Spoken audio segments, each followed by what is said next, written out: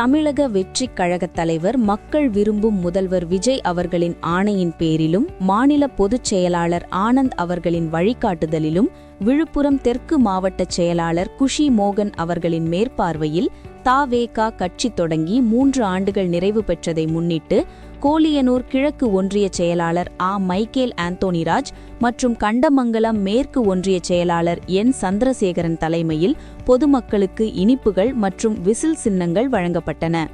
இந்நிகழ்ச்சியில் மாவட்ட செயற்குழு உறுப்பினர் வி. விஜயகோபால், கண்டமங்கலம் மேற்கு ஒன்றிய பொருளாளர் பே. Kamalakannan, V. Prakash, Vijay N. Guru, T. Sabarirajan, L. Sridharan, J. Prabhakaran, R. Raja, M. Kavin, கிளை நிர்வாகிகள் பி. சுமன், ஆர். ஸ்ரீநாத், தமிழ் அடிகர், செல்வகுமார், ராஜி, உன்னிகிருஷ்ணன், அஜய் மற்றும் ஏராளமான கட்சி தொண்டர்கள் பலர் கலந்து கொண்டனர்.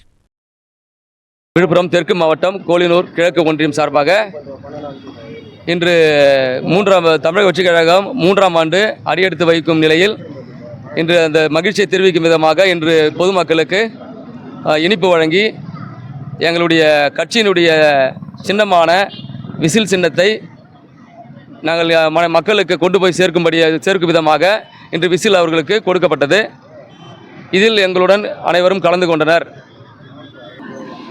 இந்த இனிப்பு வழங்கும் பொழுது மக்களுடைய முகத்தில் இருந்த சந்தோஷத்தை எங்களால் காண முடிஞ்சது.